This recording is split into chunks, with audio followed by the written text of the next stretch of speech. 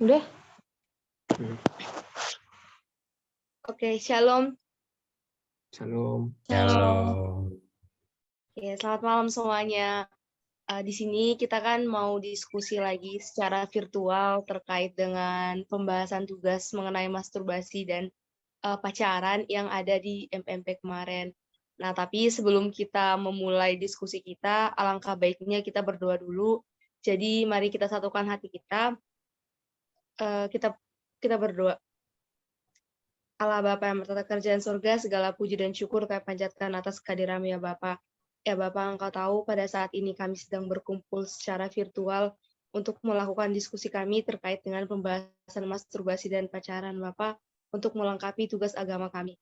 Ya Bapak, sekiranya Engkau yang membukakan pintu hati dan pikiran kami agar kami dapat mengeluarkan ide dan perspektif kami yang dapat kami jadikan acuan untuk sebagai pembahasan kami pada malam hari ini terkait dengan topik yang akan kami bahas Bapak.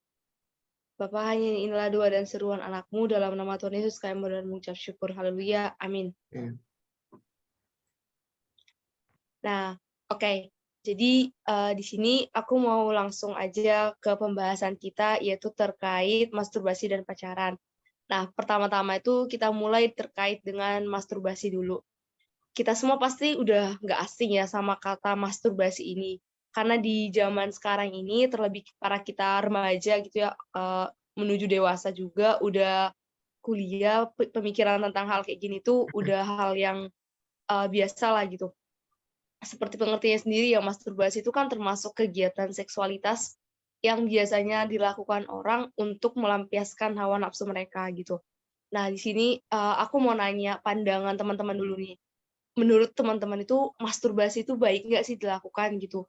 Ibaratnya dalam hal melampiaskan hawa nafsu gitu dibandingkan mereka melakukan hubungan intim sebelum adanya pernikahan, apakah itu akan lebih baik jika mereka melakukan masturbasi daripada melakukan hubungan intim itu? Mungkin pertama aku mau tanya ke Ella dulu. Menurut kamu gimana nih terkait dengan masturbasi ini sendiri? Terima kasih, aku izin menjawab. Kalau menurut aku sendiri, aku nggak setuju dengan masturbasi itu dianggap sebagai salah satu aktivitas seksual yang sehat untuk mengendalikan dorongan seksual ya.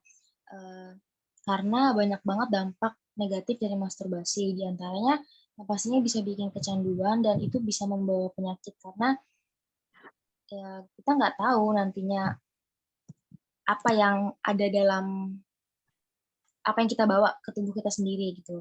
Terus walaupun di Alkitab sama sekali nggak ngebahas tentang masturbasi dan gimana hukum melakukannya, tapi bukan berarti kita boleh ngelakuinnya nggak sih? Terus dalam 1 Korintus 6 ayat 18 juga kan dijelasin kalau jauhkanlah dirimu dari percabulan. Setiap dosa lain yang dilakukan manusia terjadi di luar dirinya.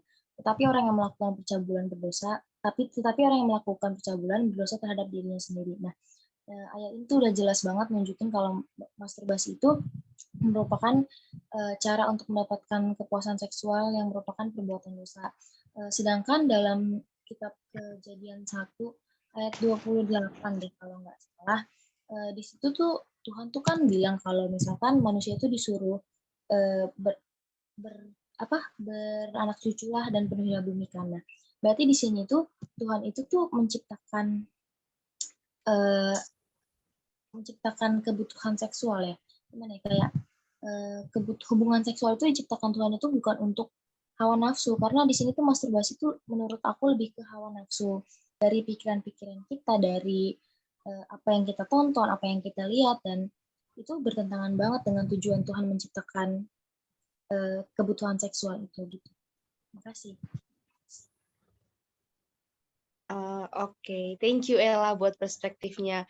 Nah, sekarang aku mau nanya dari teman kita yang laki-laki nih. Soalnya ya, walaupun masturbasi ini sendiri dilakukan oleh perempuan dan laki-laki, tapi biasanya identiknya itu masturbasi ini tuh kalau dengar kata masturbasi itu kayak identik sama laki-laki gitu, kayak langsung otaknya itu atau spontanitas itu kayak kepikiran ke laki-laki gitu, kayak seolah-olah laki-laki aja yang bisa dan yang dapat melakukan itu gitu. Nah, dari teman-teman yang cowok nih, menurut kalian sendiri masturbasi itu gimana sih? Kayak bolehkah menurut kalian atau itu termasuk hal yang sehat kah, lebih baik kah daripada hubungan intim atau gimana nih? Ini terserah antara Othniel sama Christian, kira-kira siapa yang mau speak up atau dua-duanya mau speak up, mau ngasih tahu perspektif kalian masing-masing, itu silahkan. Oke, dari aku dulu ya. Kalau menurutku itu masturbasi itu kan masturbasi itu dilakukan dengan sengaja, yaitu keinginan dari hawa nafsu. Jadi itu tuh sangat bertentangan dengan Alkitab juga, dan juga bertentangan juga eh, dunia dunia ini gitu. Karena dalam Alkitab itu dikatakan eh, keinginan daging merupakan maut. Itu terdapat dalam Roma 8 ayat 6 sampai 8. Jadi karena menurut Alkitab itu keinginan daging itu adalah maut, sama seperti masturbasi itu karena itu keinginan daging atau duniawi ya. Jadi itu tuh untuk memperoleh hawa nafsu dari diri sendiri, jadi dilakukan masturbasi tersebut. Jadi menurut saya itu menyalahi aturan Alkitab juga, dan juga aturan kemanusiaan juga, aturan adat gitu. Itu tuh karena hanya untuk memperoleh kepuasan sendiri kan, dan hawa nafsu diri sendiri. Jadi itu tuh termasuk keinginan daging yang menurut Alkitab juga keinginan daging itu merupakan maut. Jadi menurut saya masturbasi itu tidak dianjurkan. Itu kalau menurut saya. Terima kasih. Oke, langsung ya. Kalau menurutku masturbasi itu ya yang pastinya dari kata teman-teman tadi nggak dianjurkan karena itu nggak sehat. Apalagi masturbasi ini bahkan bisa bilang ini bisa kalau nggak terkontrol atau di luar kendali, ini pasti bisa kelewatan juga. Kita kan Pak tahu ya kalau masturbasi itu kan pemuasan hawa nafsu ya. Nah, ketika kita ingin memuaskan hawa nafsu, kita kan pasti memikirkan hal-hal pornografi ya, biasanya umumnya hal-hal negatif itu.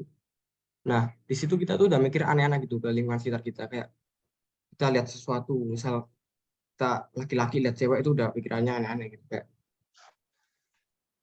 ingin mengingini gitu, mengingini hal yang buruk. Nah, dari sikap ini dikhawatirkan bisa terjadinya tindak kriminal. Contohnya yang paling dekat dah sama kita. Di Jember ini kan sering gitu kan, ada predator seks istilahnya sekarang. Kan mereka tiba-tiba kayak pamer alat vitalnya gitu kan. Itu di masyarakat umum. Nah, itu juga salah satu contoh masturbasi juga itu pastinya. Kayak yang udah di luar batas manusia. Itu menurutku ya. Jadi ya nggak baik dan sangat berbahaya juga kalau diteruskan itu. Terima kasih. Oke, nah ini terakhir Stanley, gimana? Dari kamu sendiri, setuju sama pendapat 3 teman kita ini atau punya pandangan lain nih, gimana? Kalau aku sih setuju ya sama pendapat teman-teman sekalian kalau misalnya kita itu nggak setuju sama kita melakukan masturbasi. Karena menurutku kan masturbasi itu bukan suatu kegiatan yang harus kita lakukan untuk memenuhi seksual kita. Karena kalau melakukan masturbasi kan juga punya banyak dampak negatif ya untuk diri kita, terutama ya kecanduan. Karena masturbasi itu kan bukan hal cuman ngasih kesenangan sebentar doang, setelah melakukannya doang, habis itu kan merasa nyesal juga, kenapa aku tadi ngelakuin gini. Jadi kan itu buat diri kita jadi kurang gitu, punya penyesalan sendiri. Jadi ya saya ikut aja sama teman-teman, pendapat mereka saya rasa udah betul sih, tidak setuju dengan masturbasi ini. Makasih. Nah, oke, berarti dari apa ya, perspektif teman-teman semua tadi tuh kayak aku tuh narik kesimpulan bahwa itu nggak setuju karena walaupun tadi kayak yang Ella bilang ya, walaupun Tuhan itu ngasih hawa nafsu ke kita, tapi bukan berarti tuh hawa nafsu itu tuh kayak bisa disalahgunain gitu aja gitu. Kita tetap punya kendali, kita tetap punya kontrol untuk menahan hawa nafsu itu gitu. Kita yang kayak apa ya, bisa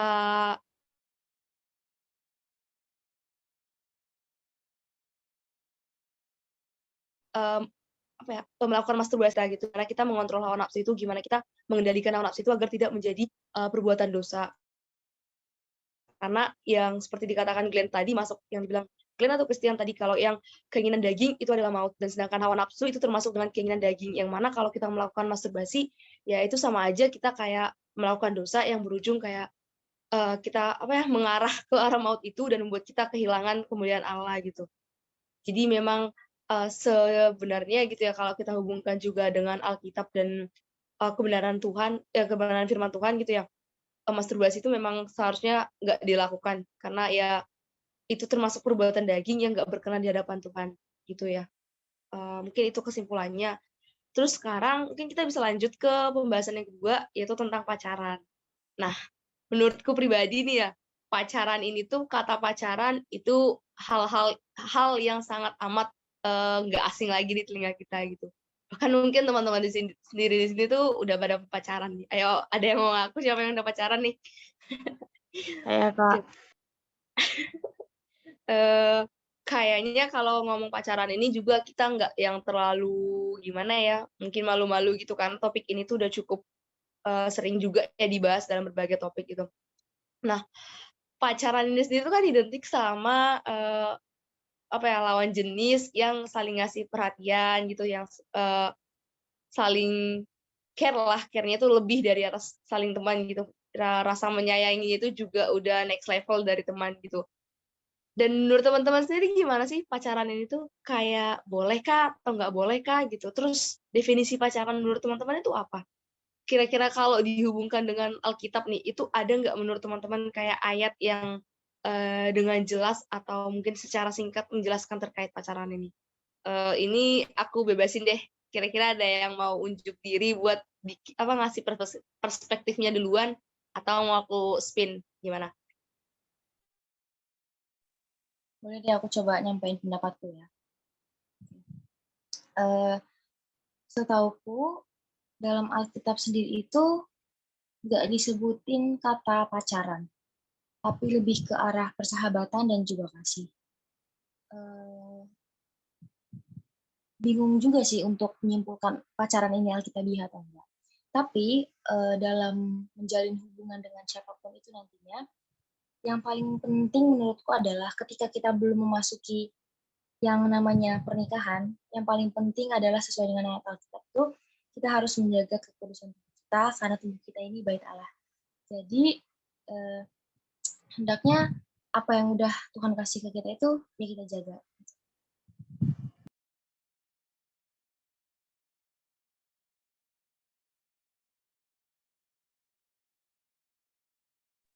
Oke, thank you Ella. Gimana teman-teman yang lain? Ada yang mau ngasih perspektif baru? Ada yang mau nambahin mungkin?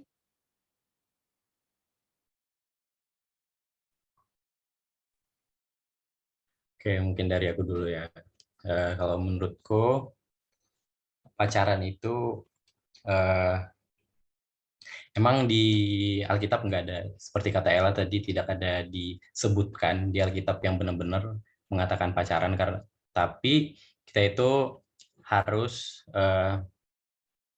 saling mengasihi gitu. Terus di Alkitab juga dikatakan kan seperti Adam dan Hawa gitu.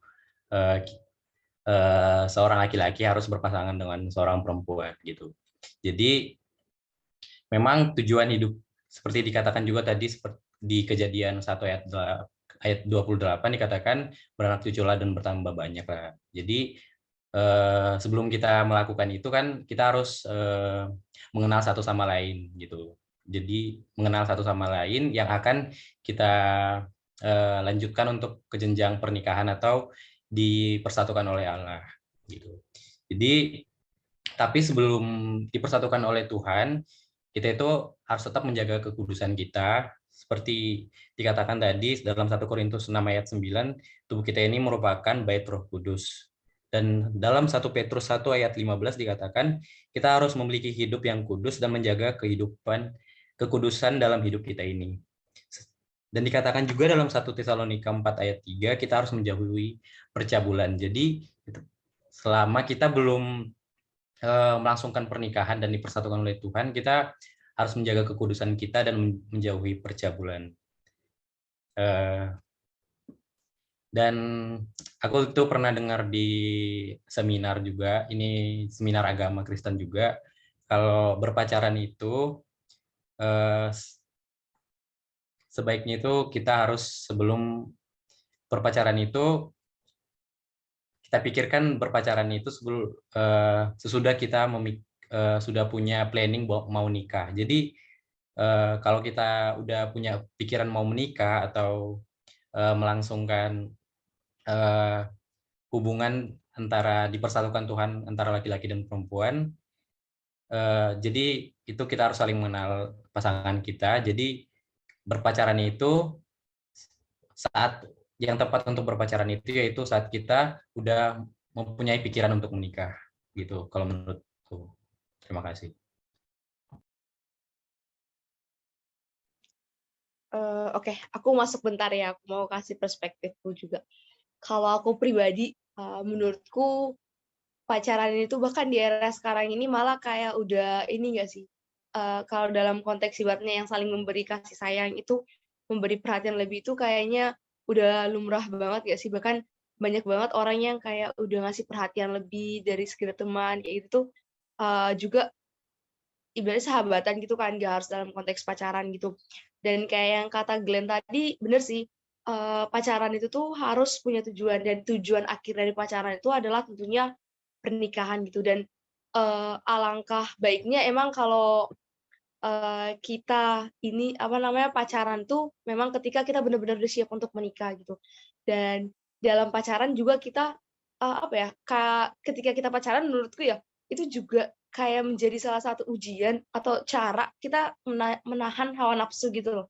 Kayak sebagaimana ini ya, kalau secara alamiah gitu atau menurut kamus gitu ya, pacaran itu kan selalu identik kayak yang saling berkasih-kasih, bercinta gitu, sehingga kayak identik sama yang berhubungan dengan hawa nafsu kayak pelukan, mesra-mesraan, atau ciuman gitu, dan sedangkan itu kan termasuk hawa nafsu gitu, yang otomatis kalau kita nggak bisa mengendalikan diri, ujung-ujungnya bakal melakukan atau terjadi hal yang tidak menyenangkan Tuhan gitu. Jadi memang benar kayak kata Glenn tadi ya, banyak juga nggak sih apa ya inspirasi-inspirasi orang Kristen gitu ya yang mereka pacaran dan tanpa melakukan hal-hal seperti itu kayak aku apa ya ada pasangan Kristen yang kayak gitu tuh menurutku itu salah satunya Felicia sama Kaisarito.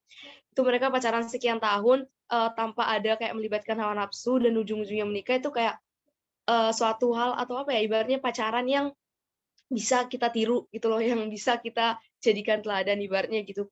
Bisa kita jadikan sebagai contoh bahwa dalam pacaran itu nggak melulu harus melibatkan hawa nafsu. Nah, gitu sih dari aku. Mungkin teman-teman yang lain ada tambahan atau gimana?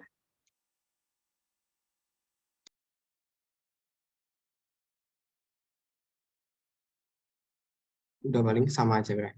Langsung itu aja yang pandangan kita. Nah, oke. Kalau sama, terus sekarang kalau pandangan Alkitab mengenai pergaulan muda-mudi ini tuh gimana menurut teman-teman?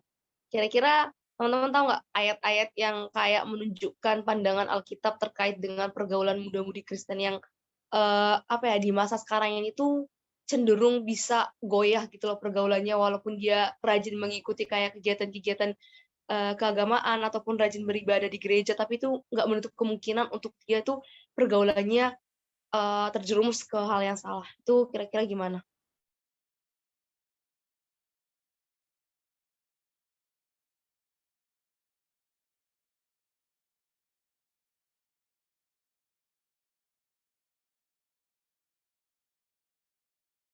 Oke, aku tak Bapak ya, ini aku sama Stanley nemu 4 ayat. Aku bacain 2 dulu. Jadi kan Alkitab tentang pergaulan mudi Kristen yang memiliki identitas Kristus. Yang pertama itu terambil di ayat 1 Korintus 6 ayat 9. Di situ intinya itu bahwa tubuh kita itu adalah bait Kristus, jadi bait Roh Kudus. Jadi ya bagaimanapun juga kita tuh harus menjaga tubuh kita, karena tubuh kita ini bait Roh Kudus itu ya. Kemudian yang kedua 1 Korintus 6 ayat 12, yaitu melakukan yang benar sebab tidak semua hal berguna bagi hidup kita. Nah, di sini udah jelas ya, maksudnya yang benar itu ya yang pastinya yang tidak salah, artinya benar di mata Tuhan, dan pastinya juga berguna bagi hidup kita. Jadi kita nggak perlu melakukan hal-hal yang salah, malah kita lakukan itu udah nggak berguna, salah. Itu aja mungkin. Selanjutnya nomor yang ketiga, Oke, 2 ayat lainnya yang bisa disampaikan yaitu terdapat dalam 1 Petrus 1 ayat 15 bahwa hidup kudus dan menjaga kekudusan hidup. Maka kita kan udah dikasih kehidupan yang kudus oleh Tuhan kan, maka kita harus jaganya baik-baik, jangan kita rusak gitu. Terus ada dari ayat 1 Tesalonika 4 ayat 3, di mana kita harus menjauhi percabulan. Kita nggak usah ikut-ikut pergaulan bebas gitu ya kan, membuat kita jadi terjerumus ke dalam sesuatu yang buat kita ikut-ikut percabulan, karena kayak itu nggak ada gunanya gitu. Kita ikuti aja ajaran Tuhan, jauhilah semua yang kayak gitu, jaga tubuh kita baik-baik. Karena Alkitab mengingatkan kita bahwa tubuh kita adalah gitu Roh Kudus, sehingga hendaklah kita menjaga kekudusan tubuh kita dengan melakukan hal yang baik dan menjauhi hal-hal yang buruk, agar kita tetap menjadi anak-anak Allah yang kudus. Sekian dari saya, mungkin ada tanggapan lain dari teman-teman.